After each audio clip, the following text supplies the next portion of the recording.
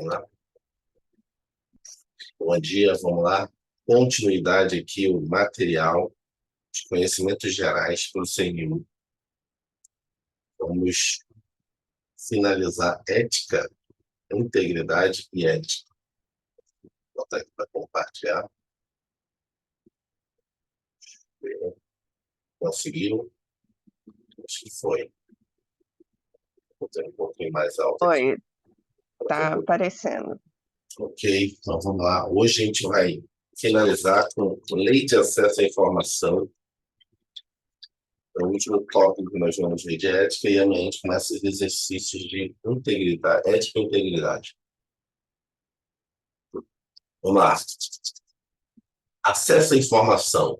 Lei 12.527 de 2011. É a principal lei, eu acho que de ética, que eu acho que tem um histórico aí, por causa a lei mais antiga, então tem um histórico muito grande de questões anteriores. Então, se você filtrar, você vai ver que tem muita questão de lei de acesso à informação, uma lei revolucionária, e tem bastante tempo, mais de uma década, então imagine a quantidade de questões.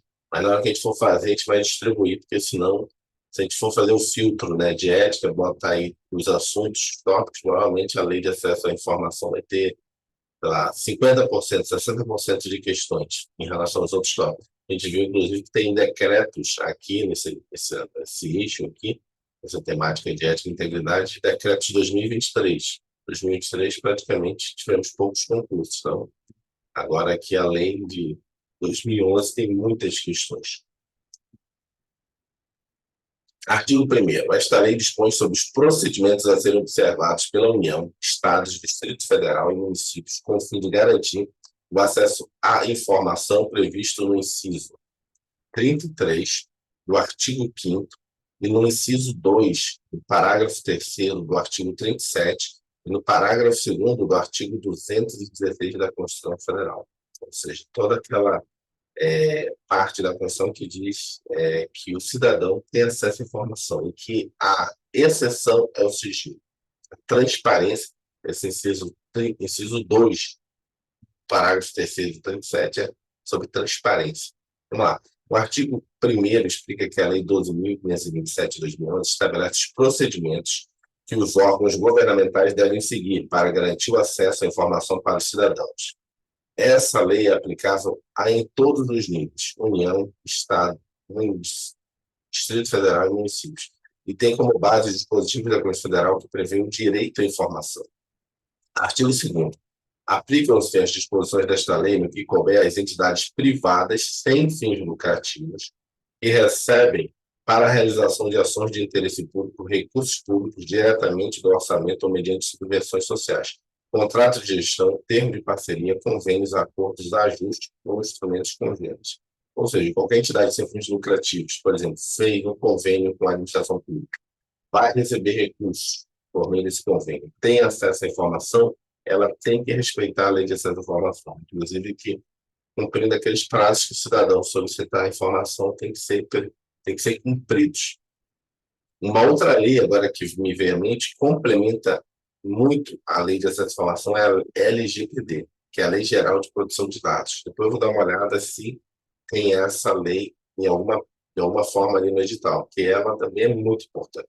Ela também tem recorrentemente, vem sendo cobrada, porque também, apesar dela ser recente, mas é uma lei que mudou praticamente assim, a forma como os dados são tratados aqui no Brasil. Inclusive, hoje, se você entrar no site, você vai perceber que todo site ele pede o seu consentimento. Olha, você está entrando aqui, nossa, aqui tem cookies, a gente vai monitorar você. Às vezes você clica aqui na página, a gente sabe o seu perfil, porque está pegando dados seus. Lógico que hoje em dia as pessoas nem ligam para isso. No começo as pessoas acharam estranho entrar no site e tem que ter lá um consentimento ali, né?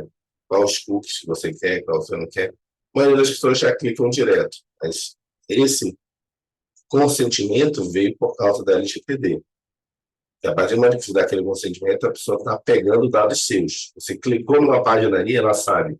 Se você estiver logado, ela sabe o seu login, Ela sabe qual página você clicou, para onde você foi, onde você navegou no site dela. E se você estiver logado pelo Google, o Google está monitorando você o tempo todo. No Facebook, o Facebook está monitorando o tempo todo. Isso tudo é dados que eles repassam para as empresas, são seus dados, né? Depois que você deu o consentimento.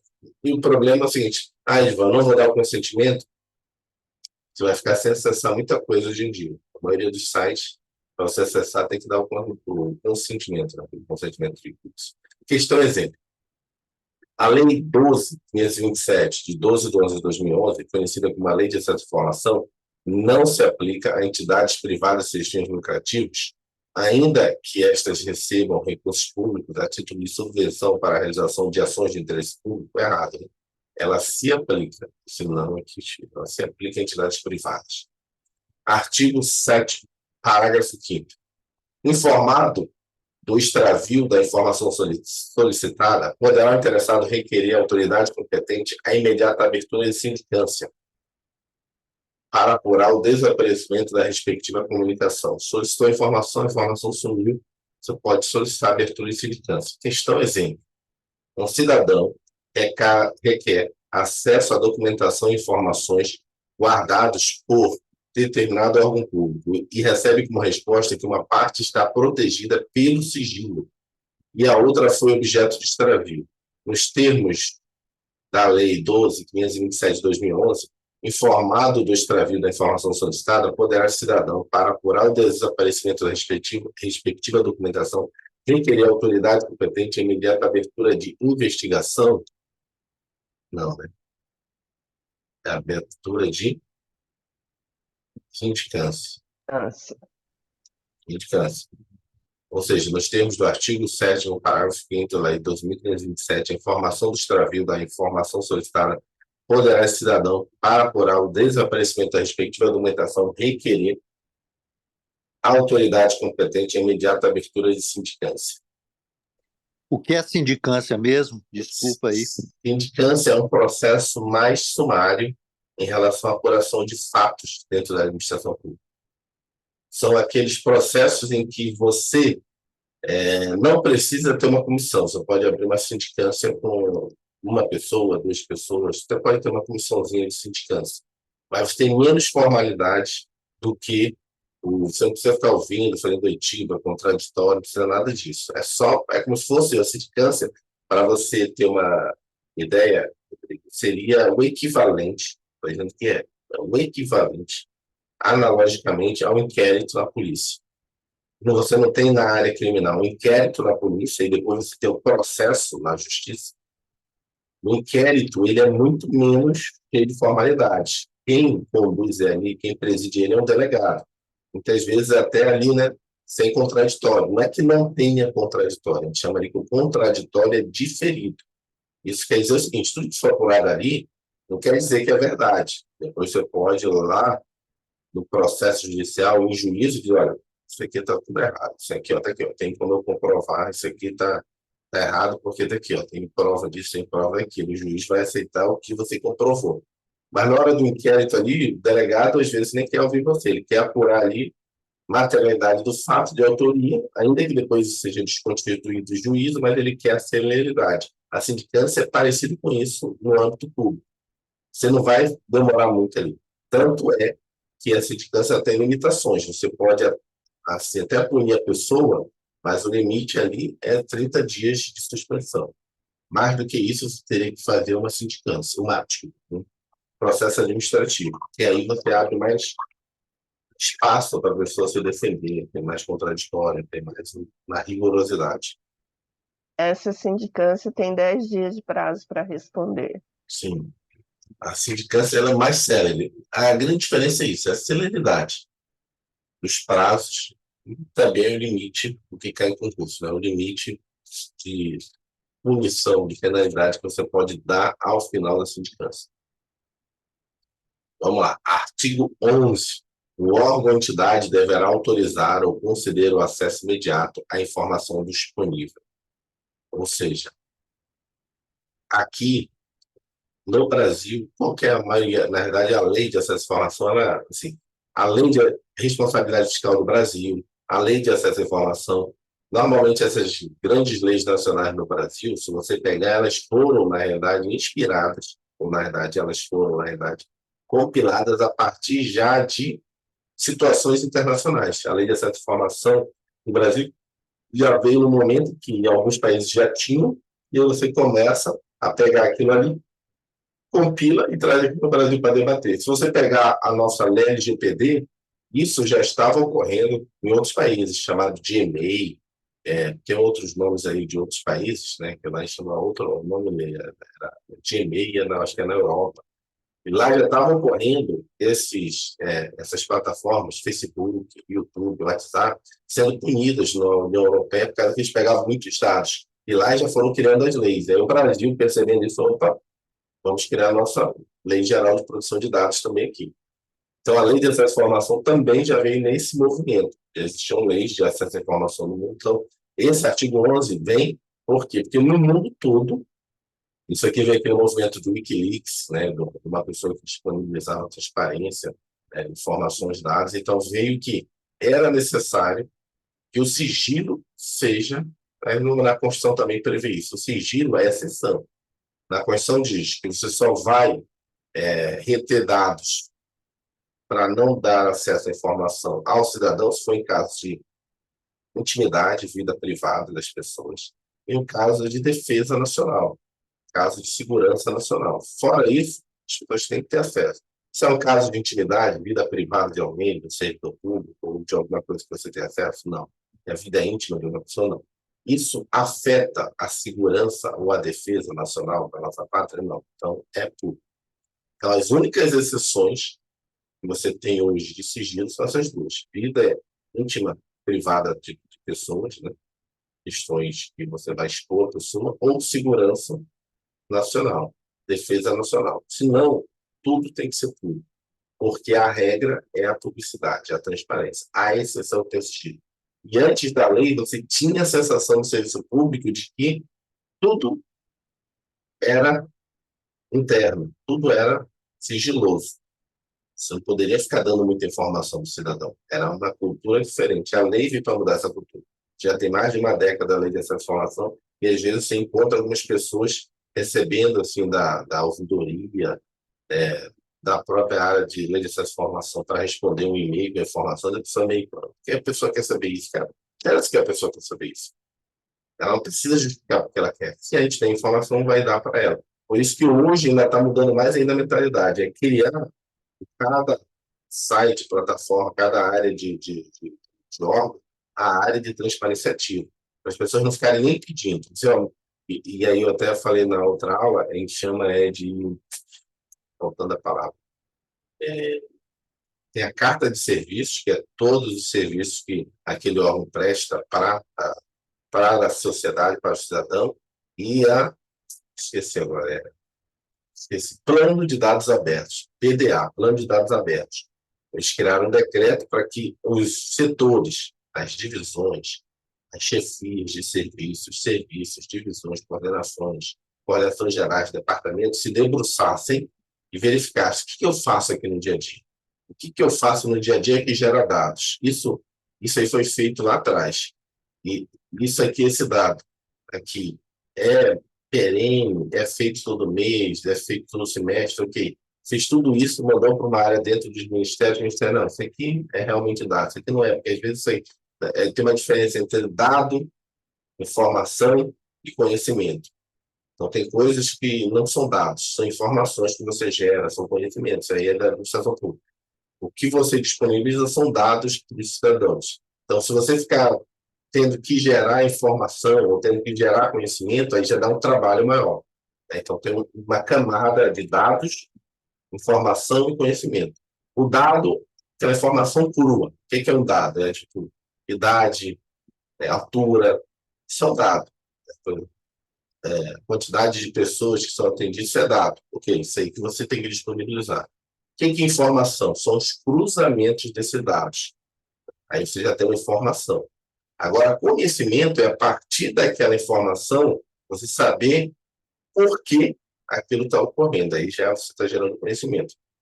E a regulamentação da Lei de Acesso à Informação diz o seguinte, E aquilo que vai gerar muito custo, seria gerar uma informação já trabalhada, você já teria uma restrição, que aí você estaria disponibilizando servidor, estaria dando muito trabalho, você não estaria abrangido pela lei de acesso à informação, porque a lei de acesso à informação acaba sendo uma lei de acesso de disponibilização de dados. Em alguns casos, você disponibiliza a informação porque você tem que fazer aquela informação, então você disponibiliza. Agora, conhecimento, essas coisas, aí você tem essa justificativa, tanto na lei quanto no decreto, que você diz, olha, para esse tipo de pedido que você fez aí, eu vou ter que pegar um servidor, ele vai ter que ficar planilhando, vai ter que fazer esse cruzamento de informações, vai ter que gerar isso aí, vai ter que fazer isso aí. Então, a gente não pode. A gente pode te dar aqui, ó, tá aqui as informações, ou no máximo os dados, e você faz o cruzamento. E tem alguns pedidos, aí sim assim, eu faço anuência com alguns colegas. Tem pessoas que pedem, e aí é só que é especial, aquelas pessoas que estão fazendo mestrado, doutorado, e já querem o negócio pronto. Só para ele botar no trabalho dele e escrever. Já que é praticamente que você ter, tipo, como é que a gente chama? Já visurado, já totalmente pronto. Ele fala, não, aqui os dados, você faz o cruzamento. Você, né, faz o que tem que fazer e você vai botar no seu trabalho. Porque às vezes já chega com essa informação dizendo, inclusive. Pessoas que estão fazendo pesquisas acadêmicas, mestrado, doutorado, e já querem pronto, meu. Aí você justifica, na verdade você vai ter trabalho, e às vezes ainda recorre para sigilo, que aí, quando você não fornece os dados, né, não fornece da forma que ele quer, a gente recorre. Aí você justifica para o sigilo, dizendo, olha, a informação que ele pediu está aqui, está aqui, está aqui. Agora o que ele está pedindo é que a gente faça um trabalho para ele. Pare tudo aqui, faça o trabalho para ele, para ele pronto, a planilha, o gráfico e tudo. Aí a CGU, não, realmente, está aqui a informação. Você tem que fazer o trabalho de fazer os gráficos, fazer toda a informação que você quer. Então, o artigo 11 é o seguinte, é isso, a informação, a regra é que ela seja pública. O sigilo é a exceção. Então, o órgão ou entidade pública deverá autorizar ou conceder o acesso imediato à informação disponível. Os órgãos são obrigados a autorizar ou conceder o acesso imediato às informações disponíveis quando solicitadas. Isso significa que qualquer cidadão tem o direito de solicitar informações públicas a qualquer órgão, entidade, e o acesso às informações deve ser facilitado e conseguido de forma rápida, sem burocracias desnecessárias, inclusive sem necessidade de ficar dizendo por quê. Alguns colocam, como eu falei, dizendo, estou fazendo mestrado, sou aluno de mestrado, sou aluno, sou pesquisador, estou fazendo uma pesquisa, um artigo acadêmico sobre isso e gostaria disso, disso, disso. A gente já coloca essa informação. Às vezes não, só chega informação lá tem uma área que a gente chama de ESIC, que é de lei, Serviço de Informações do Cidadão, e o ED eletrônico. Então, normalmente, todo órgão tem um ESIC. O eletrônico, o ED eletrônico, o SIC significa Serviço de Informação do Cidadão. Normalmente, internamente, tem esse fluxo. Normalmente, é uma área dentro da auditoria, às vezes. E aí sempre tem um cidadão lá que fica sempre cobrando lá todas as áreas. Tá cumprindo prazo, vai perder o prazo. Então, artigo 11, parágrafo 1º.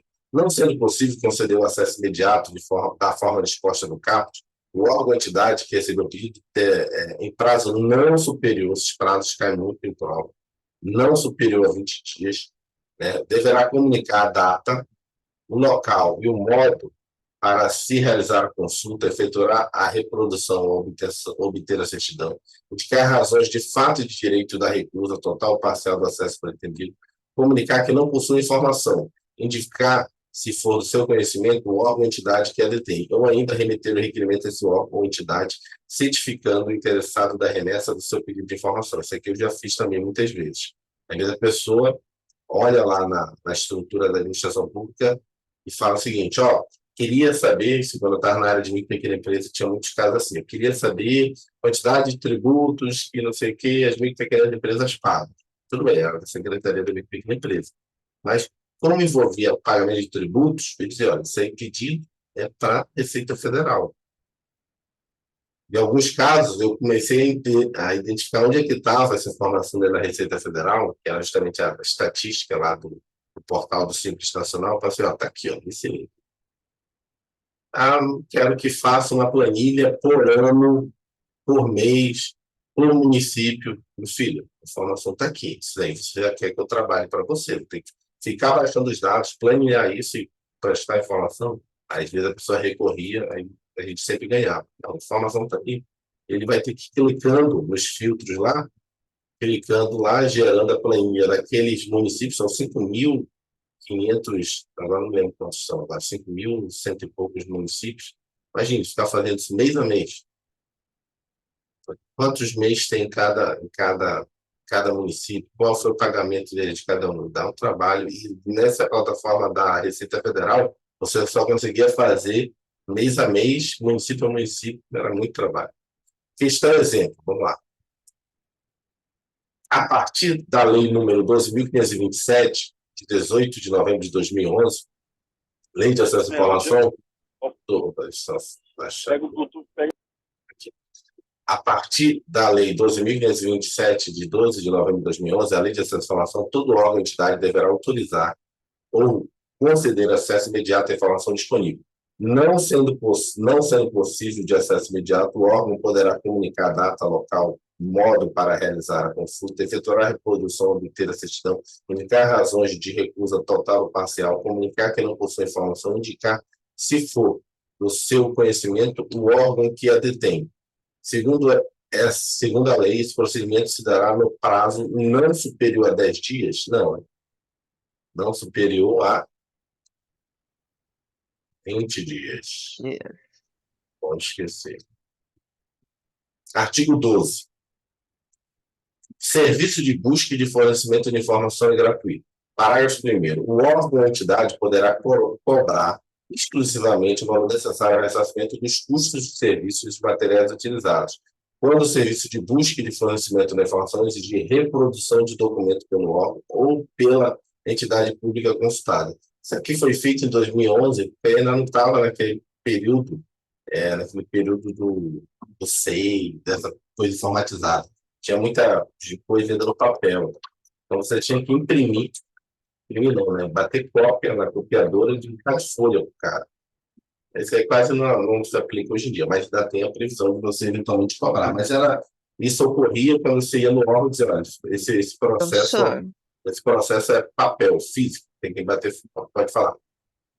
Essa lei não tem um complemento que diz que se a pessoa não tiver recurso, não será cobrado? Não, podemos ver, mas tem essas situações também. Em geral, nem cobrava, né, essas cópias também, só que não era muito. Tem processos antigos que eram vários volumes, aí pedia, né, pedia cobrança. Mas, em geral, quando era processo até 50, 100 folhas, o chefe na narrativa cópia também pegava. Mas se a pessoa alegar que não tem condições, né, ela também vai ter direito. Né? Pode falar, Samuel. Samuel levantou a mão sem querer. Bom dia, Edmar. Não, Oi. Aqui no parágrafo 2º, diz assim, Não. o prazo referido do parágrafo 1º poderá ser prorrogado por mais de 10 dias. Acho importante observar isso, porque pode ser que caia justamente desse jeito. Uhum. Que pode ser prorrogado por mais de 10 dias, esse prazo. Obrigado. Esse daí o Samuel alertou isso aí. Normalmente, esse prazo de 10 dias a mais é sempre, assim, lógico, é um direito seu. Né? Mas aí, internamente, acaba que o pessoal sempre fica forçando a te cumprir os 20 dias, né? Porque senão você tem que justificar, entendeu? Poderá ser prorrogado, você tem que fazer uma justificativa. Por quê? Está fazendo, está finalizando? E você tem que comunicar a pessoa. Normalmente, os órgãos que eu servia, esse prazo de 10 dias, você tem que comunicar a pessoa. Diz, olha, calma aí que já estão finalizando. Então, mas, se quer em prova, é o que o Samuel falou. Você pode prorrogar por mais de 10 dias. Mas, normalmente, internamente, porque, na realidade, assim, está além da lei, eu não sei se a gente vai ter aqui, mas tem o decreto que regulamenta a lei. De repente, a gente pode ver, na outra aula, o decreto.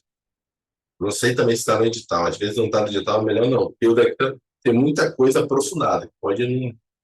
E se ele cobrar o decreto na prova, não vai poder sequer estar cobrando fora do edital. Está previsto só a lei. Mas o decreto regulamenta que esses 10 dias adicionais tem que justificar. Então, o tempo que você vai demorar justificando, é melhor logo você cumprir os 20 dias. Então, ainda mais internamente. E fora que alguns órgãos, internamente, esses 10 dias, você tem que pedir antes, né, antes de finalizar, dentro do órgão, né, pedir antes. E, às vezes, o cara fala, não, Não vamos prorrogar, não. Responde logo. Eu tenho muitas coisas, mas obrigado para alertar a gente aí. É 20 mais 10. Eu vou procurar também se tem algum resumo com esse gráficozinho, porque eu já vi alguns quadrinhos explicando esse 20 mais 10. Questão exemplo. Um cidadão brasileiro, baseado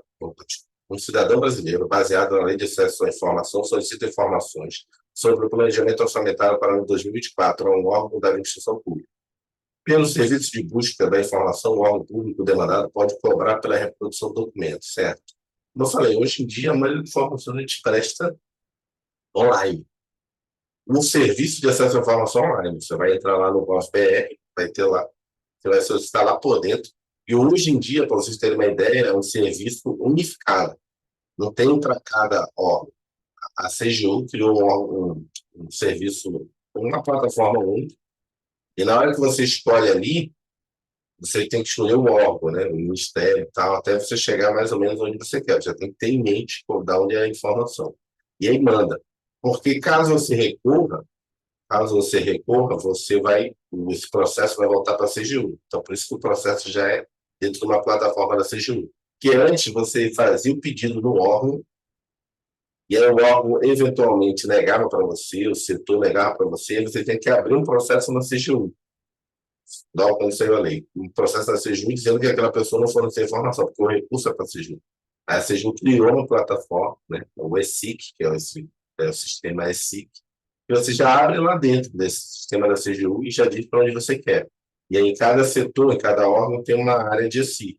E aí, esse pedido já chega para o e-mail desse setor, e aí já cobra das outras áreas, e vai ficar tudo interligado.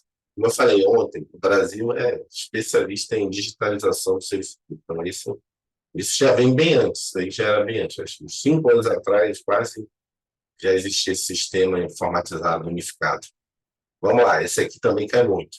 Artigo 24, parágrafo 1º. Os prazos máximos de restrição de acesso à informação, conforme a classificação prevista no caput, vigoram a partir da data de sua reprodução e são os seguintes. A informação ultrasecreta, 25 anos. A informação secreta, 15 anos. A reservada, 5 anos. Ou seja, isso aí você faz dentro do SEI, né? No Sistema Eletrônico de Informações, SEI. É o sistema do governo que você faz todos os seus processos. Na hora que você está fazendo um documento no SEI ou colocando um documento dentro de um processo, você tem que informar essas classificações aqui. Você não informar lá, público. Se você não informar o documento, ele não consegue ser gerado. Vou botar um documento, um PDF, uma planilha, um Excel, né, sei lá, um PowerPoint, uma figura, você tem que botar lá. Você vai fazer um documento, memorando ofício, você tem que classificar aí. Porque quando a pessoa pedir essa informação, você consegue ver no documento se ela vai poder ter acesso. Você vai ver a data que foi feito aquele documento e vai estar lá, reservado, é secreto, documento. Aí você vai falar para ela, olha, você pode até printar para responder por um serviço de SIC. Cliquei no documento, está dizendo aqui que ele é adequado. Foi feito tal dia, só posso dar acesso a essa pessoa daqui a tantos anos. Lógico, que nem aquela jurisprudência que a gente viu lá do STF, que a gente leu rapidamente, que eu estava mostrando para vocês jurisprudência. Lá na Polícia Federal, não sei se vocês viram lá o julgado do STF, eles queriam que todo o processo iniciasse aqui, ó, com a classificação reservada. Não.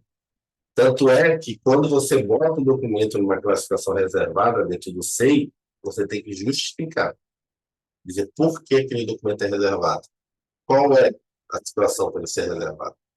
Eu boto tudo público, até às vezes as minhas informações, às vezes eu faço inglês, né? E o CAD que paga para mim. Então, eu mando para o RH todos os meus pedidos se público, para não ficar justificando. É o cara do RH que pede, tem que botar reservado, isso é informação pessoal sua, né, o requerimento de ressarcimento do valor. Mas ele tem que mudar o negócio lá e botar informação pessoal.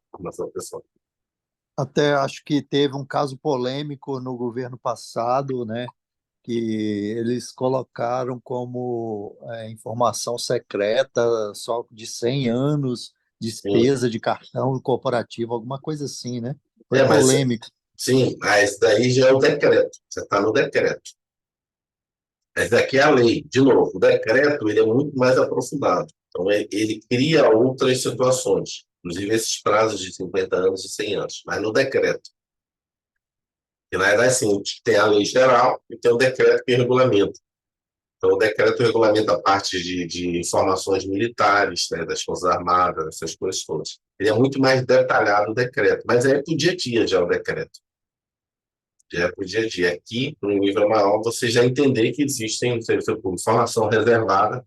Isso aqui, para quem está no dia a dia, é comum, mas para quem está fora, é só entender isso aqui. É uma ordem de crescimento de nível de acesso. E lá no decreto, ele regulamenta quem tem acesso a esse tipo de informação e quem pode também dizer que essa informação é secreta. Por exemplo, uma informação ultra secreta, se eu quiser botar esse código ultra secreto no documento, além de eu colocar essa classificação dentro do órgão, ela vai ter que passar por uma ratificação. E não é todo mundo que pode dizer, não, isso aqui vai ficar 25 anos. Ok, eu posso dizer como servidor. Só que automaticamente esse processo vai ter que ser validado, esse documento vai ter que ser validado se realmente é ultra secreto. Tem os níveis de alçada que quem pode ser. Esse aqui, quase todo servidor pode. Agora, os daqui em diante, a gente vai ter que a chefia dizer, não, realmente é secreto. Ele tem que validar, certificar que é secreto. Porque senão, o servidor vai começar a botar e tudo vai virar 25 anos. Não. Aqui, acho que aqui pode ter certeza que a autoridade máxima do órgão só pode, na verdade, botar um documento nesse nível de restrição. Então, a gente pode ver rapidamente lá, se der tempo, no decreto. É garantido que o decreto ele vai aprofundar esses prazos e dizer quem pode e quem não pode determinar o prazo. É garantido a determinados órgãos o direito de negar ao cidadão acesso à informação classificada como secreta e que tenha sido produzida há 20 anos, pois a classificação em questão é motivo suficiente para a restrição de acesso, volta aqui, só para entender, 15 anos. Se ele pediu uma informação que já tem 20 anos que ela foi produzida, ele pode ser negado acesso a ela? Não. Vai estar a data lá no documento. Esse documento já foi produzido há 20 anos. Foi secreto, já passou o prazo. Teve situações agora da época da ditadura no STM, Superior Tribunal Militar. Então, os processos lá da ditadura têm mais de 50 anos, 64. Então, nós estamos em 60 anos. Mesmo que os documentos lá estejam ultra secretos, já passou os 25 anos. Aí eles negaram porque teria que transcrever os processos, eram físicos. Só que aí tem que lembrar lá como é que era. Aí acabou que tinha alguns processos que tinha áudio. Os áudios tiveram que liberar. E aí a parte física, queriam cobrar dinheiro do pesquisador, acho que o pesquisador nem quis. O pesquisador acabou pegando só os áudios lá. A pesquisa acabou e chegou até o Supremo isso, para ter uma ideia. Mas hoje os aulas, aí também pela transparência ativa, se você entrar no STM, tem uma área lá, todos os processos, porque na realidade o STM, na época da ditadura, tinha outras funções, e julgava também de civis, não só militares, então tem muito processo lá histórico, e acabou que tem uma área, acho que do STM hoje, que tem todos os áudios de todos os julgamentos lá, da época da ditadura, no STM. Ditadura não, regime militar, quanto faz. Questão exemplo. Documentos cujas informações sejam classificadas em grau de reservado terão seu prazo de desclassificação contados a partir do ato da classificação, não, né? É a partir da data da sua produção. Da produção, como é que eu poderia dizer aqui para você entender? Produção seria o seguinte, da data que o documento é assinado, tem efetividade. Que, por exemplo, eu produzo um documento hoje, mas quem vai assinar aquele documento, aquela informação, aquele relatório, é a chefia. Ela que vai assinar. Então, é da data da assinatura. Mas como ele botou da data da produção, o que ele quer dizer, na realidade, é da data da assinatura. Então, se alguém me manda um pedido de lei dessa informação, eu vou olhar a data que o documento foi assinado. Até porque, por exemplo, aí é mais uma questão prática do dia a dia que a gente tem aqui. Se um documento não tiver assinado, pessoas que não são da área nem conseguem visualizar internamente no aula. Então, você é do meu mesmo setor, da minha mesma área, eu estou na procuradoria, eu estou dentro da procuradoria, eu estou com a caixa aberta da unidade de cumprimento de decisão, eu estou elaborando o documento. Enquanto ele não tiver assinado, a pessoa que senta do meu lado, mas acesso à caixa dela é da Coordenação Geral do Contencioso, aí não consegue visualizar o documento. Em tese, ele está no mesmo setor, mas enquanto o documento está comigo e eu estou elaborando, enquanto ele não está assinado, ela não consegue visualizar. Que é como se fosse uma minuta. Então, quando ele fala que da data da produção, não é da produção que está dita, a produção, na verdade, é sem assinatura. Pode cair na prova eventualmente assim, mas a disponibilidade assim, de correr o prazo, de reservado, secreto, da que assinou, da data que o documento, na verdade, está disponível. Artigo 24, parágrafo 2º. As informações que puderem colocar em risco, isso aqui que eu falei que é a exceção, colocar em risco a segurança do presidente da República, vice-presidente da República e respectivo cônjuge, filhos, serão classificados como reservadas e ficarão sob sigilo até o término do mandato, em exercício ou do último mandato em caso de reeleição. Isso aqui tem que ter super atenção. Isso aqui é aquele caso, né, que acho que o Rodrigo falou, e teve aquela classificação de 50 anos, aquela coisa toda, mas teve um caso que teve menos de repercussão, que eram informações em que você coloca aí uma folha de visita, quem visitou, quem teve acesso ao palácio, essas coisas todas. Então, isso aí também deu problema, mas existe da previsão na lei.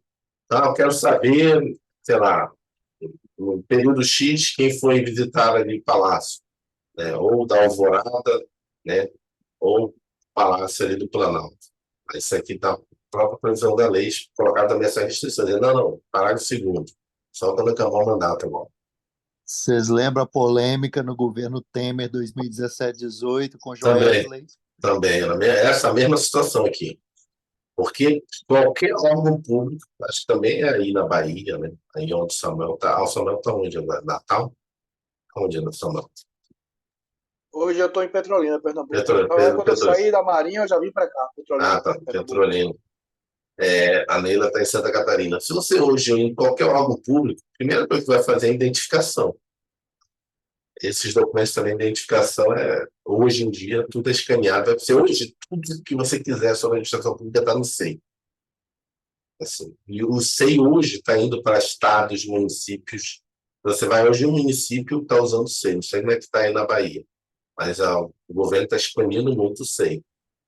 Então, a maioria dos estado, eu sei. O município eu não sei, mas eu vejo uma dificuldade entre órgãos públicos é que cada órgão às vezes cria o seu SEI que o acesso eles não se conversam. Então existe o SEI do Estado e o SEI da ANTAC, que é a agência reguladora, o SEI do INEMA, que é outra agência reguladora. Sim, mas eles vão resolver isso, eles querem resolver isso. Mas aqui também, sim, o SEI é do CAD. Se eu precisar mandar um ofício para o Ministério da Justiça, na qual a gente é vinculado, eu não mando dentro do SEI, eu tenho que mandar por e-mail.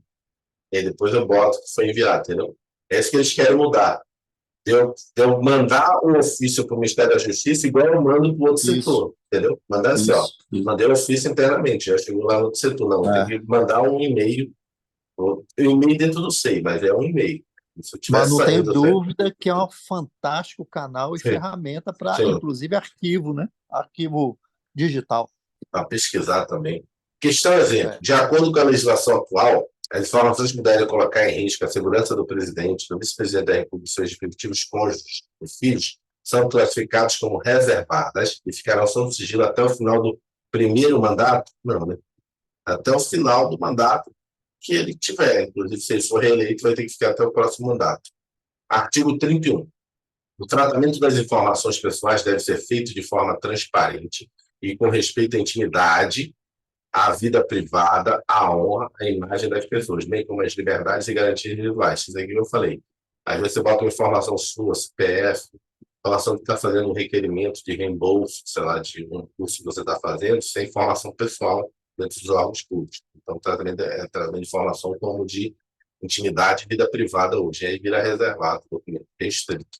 Comentário. Tratamentos das informações pessoais deve ser realizado de maneira transparente, respeitando a intimidade, vida privada, a honra e imagem das pessoas, bem como suas liberdades e garantias individuais. Isso significa que, quando uma organização ou entidade lida com informações pessoais, hoje tem a LGPD para regulamentar isso também, como dados de identificação, informações de saúde, dados financeiros, entre outros, ele deve garantir que essa manipulação seja feita de forma respeitosa e segura, protegendo a privacidade e a dignidade dos indivíduos envolvidos. Exemplo. Um exemplo disso é quando uma empresa solicita informações pessoais de seus funcionários, como nome, CPF, endereço e número de telefone, para fins de registros de emprego. Nesse caso, a empresa deve garantir que essas informações sejam tratadas de forma segura, mantendo-se confidenciais e utilizadas apenas para os propósitos autorizados. Além disso, a empresa não pode divulgar ou compartilhar as informações com terceiros, sem o consentimento do indivíduo, a menos que haja uma obrigação legal justificativa legalmente aceitável. Isso protege a privacidade e a intimidade dos funcionários, garantindo o cumprimento dos direitos individuais. Isso aqui é lei de acesso à lei de proteção de dados, Lei Geral de Proteção de Dados. E hoje a gente tem um órgão que virou autarquia, que é a ANPD, Agência Nacional de Proteção de Dados. Então, cada vez mais, como é que o pessoal fala hoje em dia, a informação é o novo petróleo. Então, por isso que a gente criou uma agência reguladora desse petróleo novo, que é a Agência Nacional de Proteção de Dados. O novo petróleo é os dados. Então, a gente tem uma agência reguladora desse petróleo agora. Artigo 31, parágrafo 1º. As informações pessoais a que se refere este artigo, relativas à intimidade e à vida privada, honra e imagem, terão, esse aqui que é o caso lá, Rodrigo, terão seu acesso restrito, independentemente de classificação de sigilo, e pelo prazo de 100 anos, a contar da data da produção, a agentes públicos legalmente autorizados e a pessoas a que elas se refiram. Poderão ter autorizado a sua divulgação ou acesso por terceiros diante de previsão legal ou consentimento expresso da pessoa a quem ela se referir. Isso aqui que a CGU está querendo quebrar, base nisso aqui. Base nesse inciso aqui. Mas aí tem que ter um parecer bom para quebrar. Um cidadão procura um órgão público e solicita algumas informações sobre a vida privada de pessoas ligadas a um determinado partido político. O arquivista, que obedecer ao estabelecido na lei de legislação, deverá restringir o acesso àquela informação. E aí? Certo, né? Aqui, ó. Cidadão procura um órgão público solicita informações sobre a vida privada. Vida privada é restrição. Defesa do Estado, situações que vão colocar a intimidade da pessoa. Então, assim, igual eu falei, eu faço meu ressarcimento, que é pedido ali, eu boto comprovante que eu paguei o curso de inglês e o CAD me ressarce falando que eu paguei. Então, tanto faz. Mas aí o cara, não, isso aqui é vida privada, tem que botar no SEI, que é restrito. Nos termos do artigo 31, parágrafo 1º da Lei 12.527, as informações pessoais relativas à intimidade, a vida privada, honra e imagem terão seu acesso restrito, independente de classificação de sigilo, e pelo prazo máximo de 100 anos, a contar da data da produção. Esse aqui é o cartão de vacina lá, que só vive brigando, querem ter acesso. Transparência e imparcialidade nos usos da inteligência artificial. Para finalizar, as duas páginas aqui. A transparência e a imparcialidade são princípios fundamentais que devem ser seguidos nos usos da inteligência artificial no âmbito do serviço público. A IA é uma tecnologia que utiliza algoritmos e dados para tomar decisões automatizadas. O seu uso crescente no setor público traz consigo a necessidade de garantir que suas aplicações sejam transparentes e imparciais. Transparência ativa é a divulgação de informações por iniciativa do próprio órgão, sem que se tenha sido solicitada pelo administrado. Exemplo, sítios de internet, o site da transparência da maioria dos órgãos, é a transparência ativa. Transparência passiva é a divulgação de informações por iniciativa do cidadão, que só obteve as informações após requerer. Ou seja, passiva, você requer do órgão, você solicita ao órgão. Exemplo, serviço de informação ao cidadão. É o normal aqui. Só que a gente quer mudar, o serviço quer mudar para esse aqui, para um outro modelo, outra cultura. A transparência implica que as decisões e processos fundamentais de IA devem ser compreensíveis e explicados. Isso significa que é preciso evitar o uso de algoritmos opacos e garantir que as decisões tomadas pela IA possam ser compreendidas e contestadas por aqueles afetados por elas. A transparência também implica em fornecer informações relevantes sobre sobre como a IA está sendo utilizada, quais dados estão sendo considerados, quais critérios estão sendo aplicados. Já a imparcialidade trata da necessidade de evitar a discriminação, o viés e a manipulação da tomada de decisões automatizadas. É crucial assegurar que a IA seja desenvolvida de forma imparcial, sem favorecer determinados grupos ou indivíduos. Para isso, é necessário garantir a integridade dos dados utilizados e precisão dos algoritmos empregados. Um exemplo de utilização de IA no serviço público, com transparência, imparcialidade e análise de dados para o combate à corrupção. Por meio da IA, é possível identificar padrões e anomalias nos dados financeiros e transações, facilitando a detecção de práticas ilícitas. No entanto, é importante que o algoritmo utilizado seja transparente, permitindo que as decisões sejam compreendidas e contestadas. Além disso, é crucial que a IA seja desenvolvida de forma imparcial, evitando que certos grupos ou indivíduos sejam injustamente alvos de investigação. Daqui acabou. Só para finalizar aqui. Isso aqui é polêmico, mas vamos guardar isso aqui. Por quê? Qual é a discussão que tem aqui?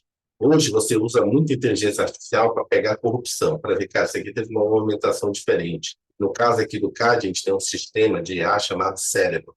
Ele pega várias licitações públicas para ver se houve, faz investigação de cartel, que é o conluio nas licitações, para a gente ver, né, isso aqui tem indícios de estar havendo, né, ali uma colusão, ou seja, um acordo entre os licitantes, porque está muito perto ali as propostas, aquele negócio ali.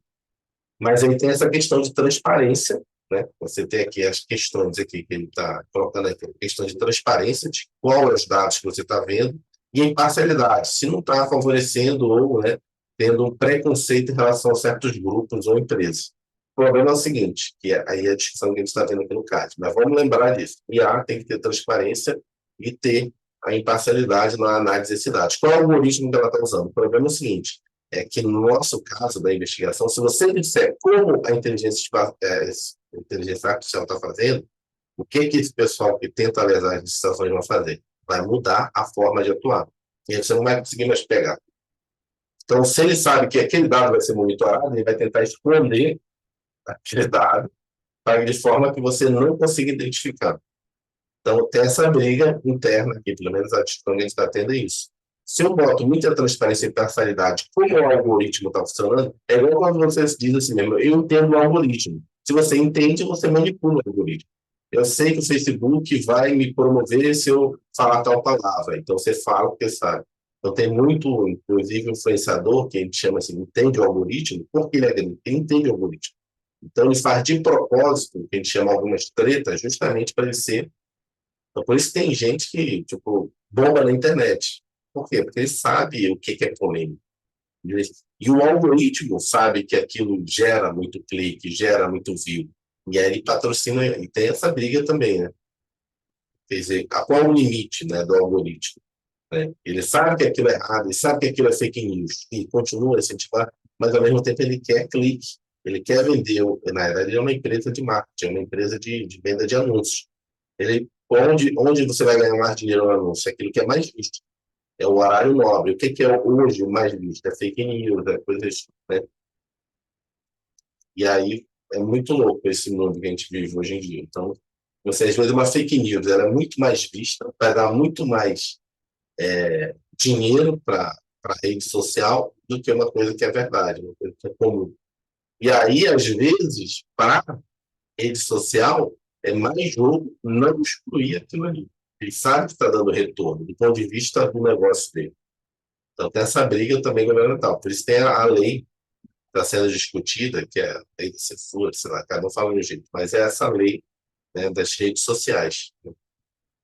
E qual o limite também? Que é claramente algumas informações no YouTube, Facebook, o que for, Instagram, o algoritmo já sabe que aquilo ali é fake news, mas ele não tira porque sabe que aquilo ali está prendendo as pessoas. Ele quer o quê? O YouTube, ele quer o quê? Que a pessoa fique lá no TikTok ou no short dele. São duas empresas diferentes. Ele quer você presa no short, naqueles vídeos de um minuto dele, e não lá do TikTok. E sabe que aquilo ali, em tese, ele já descobriu que aquilo ali, pelo algoritmo dele, que aquilo, isso aqui é falso. Mas olha a quantidade, milhões de pessoas estão aqui. E se elas estão aqui, elas não estão lá no TikTok. Elas não estão lá no Instagram. Elas estão lá no Facebook, no meu concorrente. Então, você vai deixando e não exclui o negócio. Porque no meio em que ela está vendo aquilo, você bota ali uma propaganda que está sendo paga para você. Então, e essa questão aqui de IA sobre corrupção. Na hora que eu digo totalmente é como se fosse uma investigação. Na hora que eu digo, eu sou delegado de polícia, eu te digo, a forma que eu vou te investigar, o que é que você vai fazer com o criminoso? Não, peraí, então, eu já sei como é que ele me investiga, eu não vou dar mole aqui. Então, tem essas questões bem preocupantes. Pessoal, vou ter que ir, que hoje é quarta-feira. Hoje é o dia que eu tenho que levar a menina lá na natação. Mas acabou aqui. Né? Então, aqui é amanhã que começam as questões do TEC. Então, acabamos o assunto de ética e integridade, né? De conhecimentos gerais. Amanhã, que dia amanhã? Amanhã é quinta. Então, quinta e sexta-feira, 2 dias para a gente matar todos esses exercícios. E aí depois a gente entra em AF e acabou. Né? AF e políticas públicas. E aí está praticamente a 1 mês da prova, dia 5, vai dar tempo. Valeu, bom dia. Bom dia, valeu, pessoal. Tchau, Nélia. Bom, Neila. tchau. Tchau, Samuel. Tchau.